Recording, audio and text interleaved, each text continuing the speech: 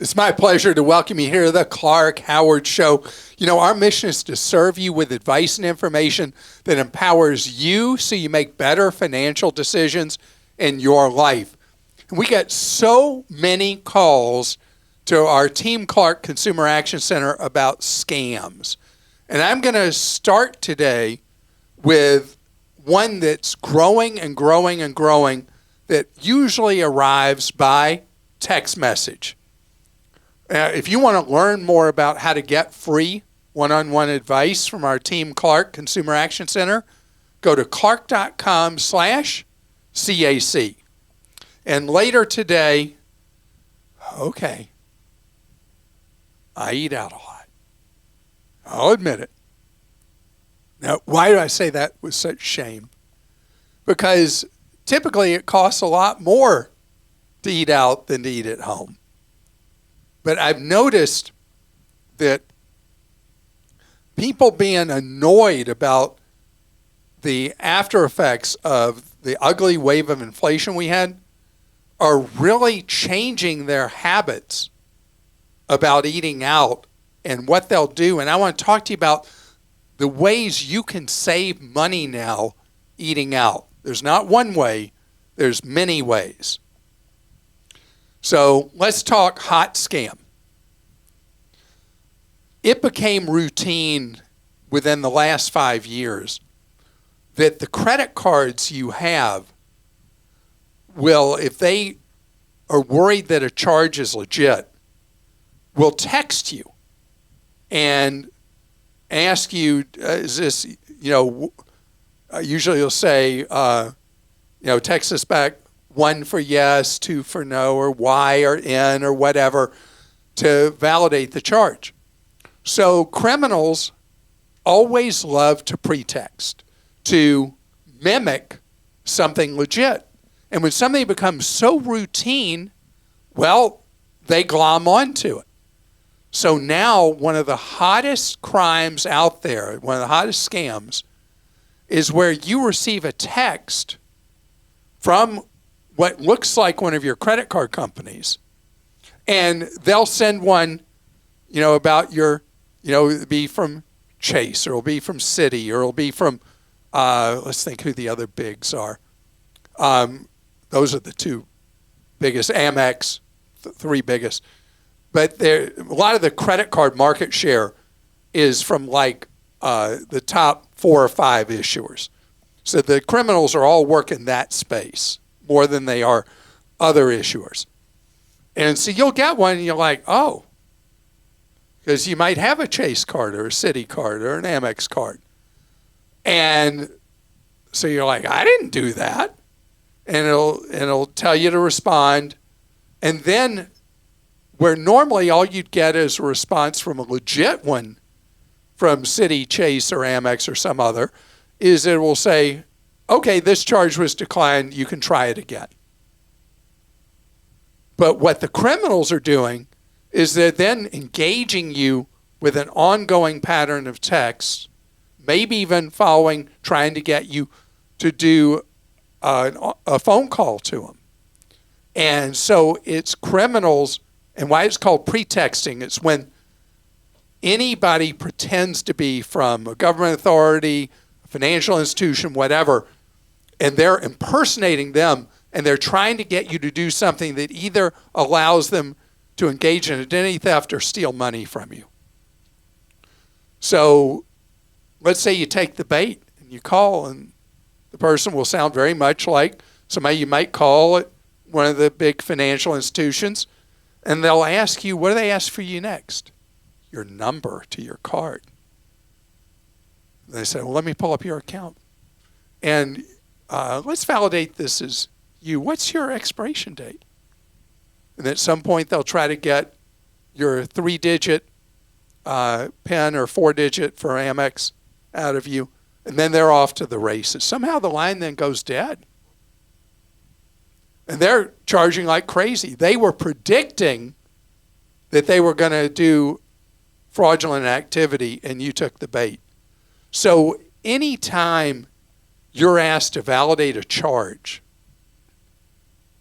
and let's say it's a big number, saying, did you buy blah, blah, blah at Best Buy for $1,428 or whatever?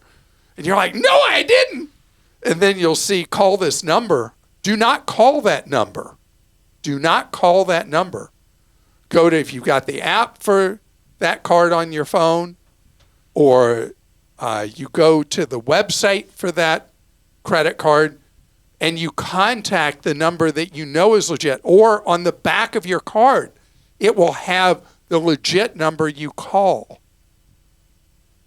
But don't take the bait from the crooks. And by the way, I'm just giving you one method of operation they use with these pre-texting texts about credit cards. Christa?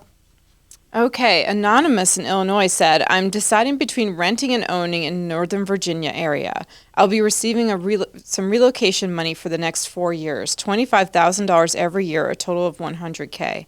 And I understand 4 years is not long enough to own, but I wonder if it makes sense in this case to buy a condo or townhome with the $100K coming in for the next 4 years.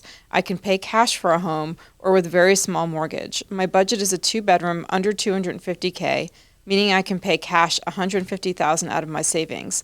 My thinking is to buy a 2-bedroom condo and then rent it out after 4 years if I need to move out of DC again. So, Anonymous, I don't know how much time you spent surveying prices in the DC metro area, but it would be hard to find a place for your budget under $250,000. You might have to go way, way, way, way out. Even, I mean, there are people now commuting from West Virginia to D.C. because the housing prices are so high, or one of the distant ex-urban communities to hit $250,000. But that's not even the main point. I've got two others. If you've never lived in the Northern Virginia area, there's a lot of micro markets there, a lot of communities, and it's going to be hard for you to know exactly where you want to be for those 4 years. And I go back to my default thing. Unless you've lived there before, I want you to rent first, at least for 6 months, and then decide, do you really want to buy a place, and what part of the metro area would you really want to settle in? It's too hard flying in or driving in from Illinois, doing a short visit, running around an area you're disoriented in, making a quick decision about buying a place, and then coming back to it later and you're like, what did I do? Plus, it's a hard cycle to be a buyer right now, particularly a short cycle of ownership. I would not recommend doing this. So in the question, this person did say, if I have to move out of D.C. again. So assuming they've lived there before and they know, what would you say in that case? Like they've got an area, they know they can buy the condo. Know the area, then forget my 6-month rule is a specific reason to stall buying a place. 4 years is too short. It's just too short. There's too much risk in owning a place for that short a period of time. You have to get lucky to make money. I mean, think about somebody who bought a place 4 years ago. They won the lottery. Yes. Values have gone up so much. But we've outrun incomes with this run up over the last 4 years, 5 years. And I would say it'd be a riskier venture right now to buy a place with only a 4-year ownership cycle. Heather in California says, my elderly parents were recently scammed by someone who was attempting to have them sign over the title to their house under the premise that they were providing extra protection for their mortgage. Thankfully, they had the sense to call me and ask for my help with the paperwork, and I recognized it as a scam and put a stop to it. Is there anything like a credit freeze for the title of their house that we can put in place to make sure that someone cannot trick them into signing over the title? Wouldn't that be great? What there is, and it might not prevent this kind of scam, Heather, is there's now in more and more counties around the country, I don't know if we're at a majority of counties yet, but we're moving rapidly that way, that have a registry where the registered owner on title can receive a notice from the county anytime there's any action happening on the title, anybody trying to put any debt against it, anything like that. And it is an email service where they email, and as an adult child, if this is available in the county where your parents live, you would be able to list your email as the one to send it to, and you would be aware right away if there was any funny business going on at all. Scott in Florida says, what can you tell me about WeWard? Is it a scam? Is it legit? Should I trust it? I have not heard you mention this app, but they say they reward you for the steps you take. I would have thought Clark would be talking about this app with all his daily steps. Thank you for anything you can provide me on this app, and thank you for all you do. So I have not tested or used WeWard. You have? I have downloaded. I'm stuck on this screen for some reason. It's being really annoying. So there are lots of apps like this where you can earn.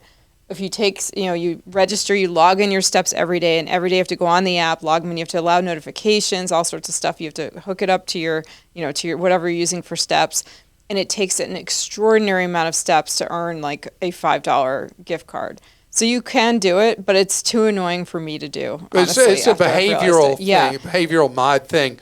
We had a question about another one like a year or two ago. Because it was trying to get people to be more active. Yeah, because you ultimately, they have advertisers that, do the gift cards and stuff, and those brands like to be connected to people, and you're getting notifications, you're seeing, different ads and things like that. So it's sort of like a win-win, I guess, for these apps and then the advertisers and then.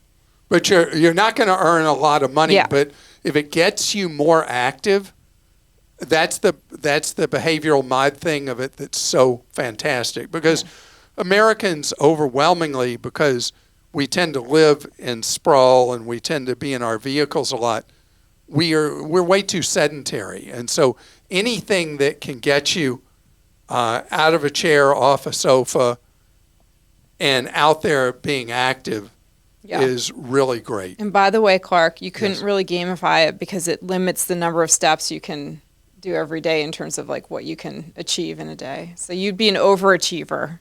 So, the whole 10,000 step thing has been debunked as anything with science behind it. But what we do know is that being more active has meaningful health benefits.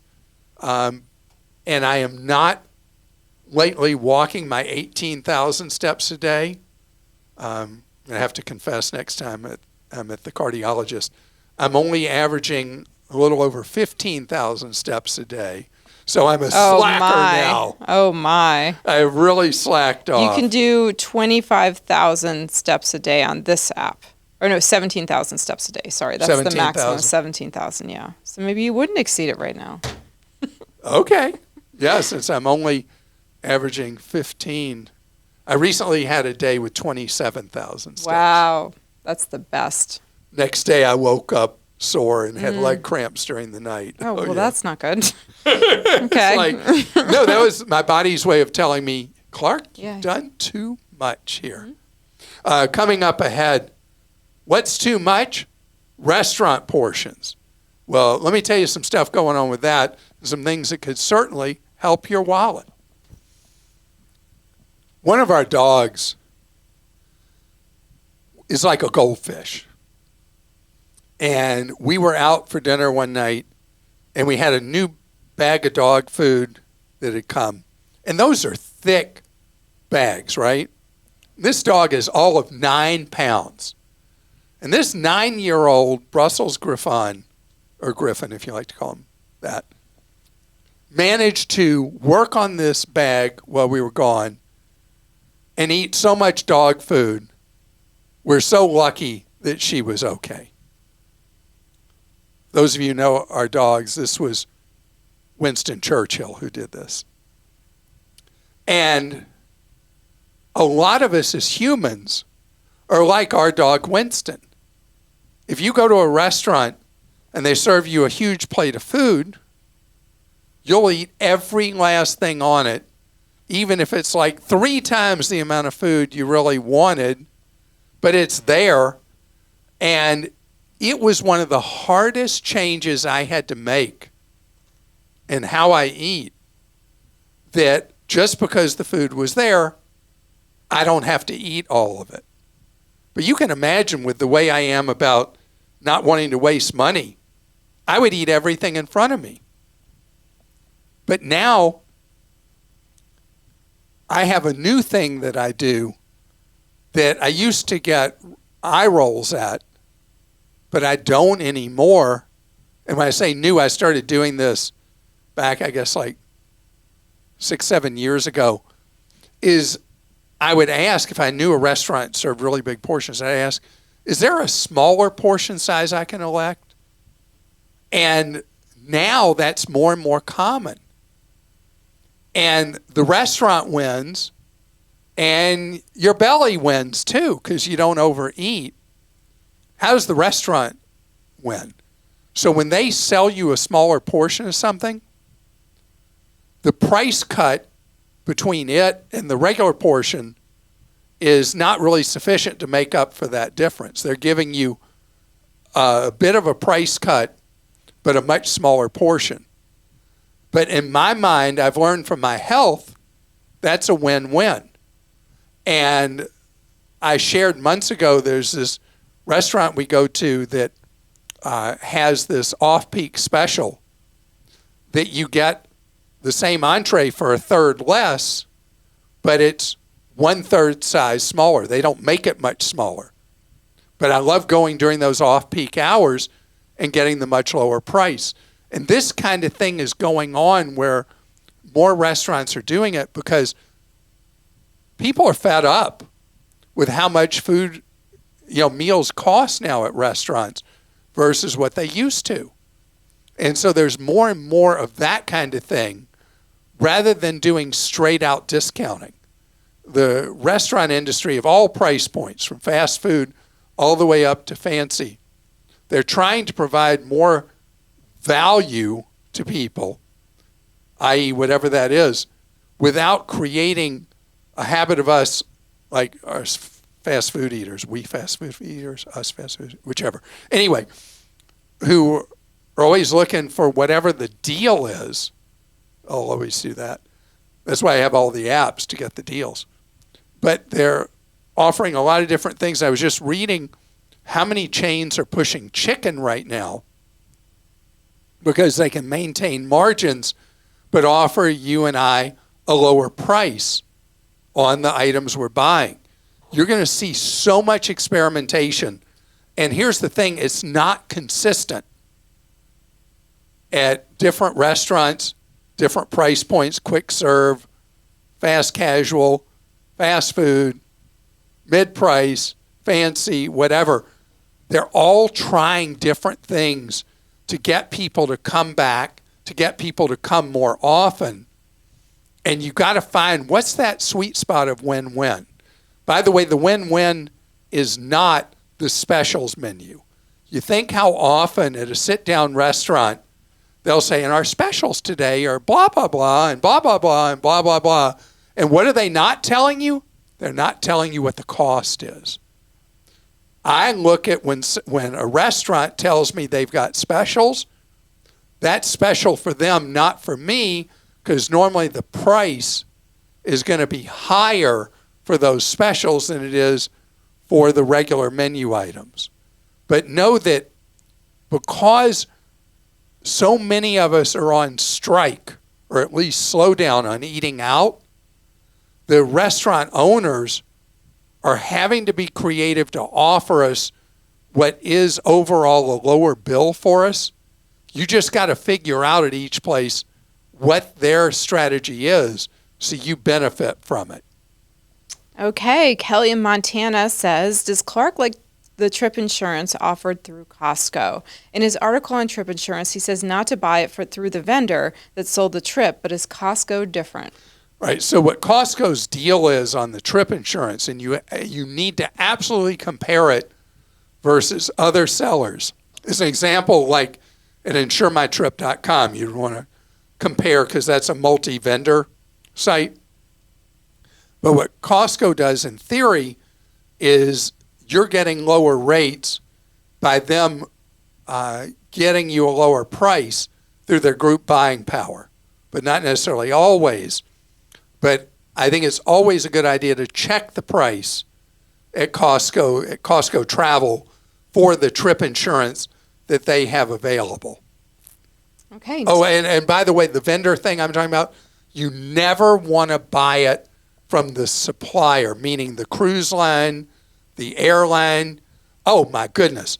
That trip thing they offer when you're looking at every airline ticket, garbage, garbage, garbage, garbage, garbage. The stuff from the cruise lines, worse, worse, worse.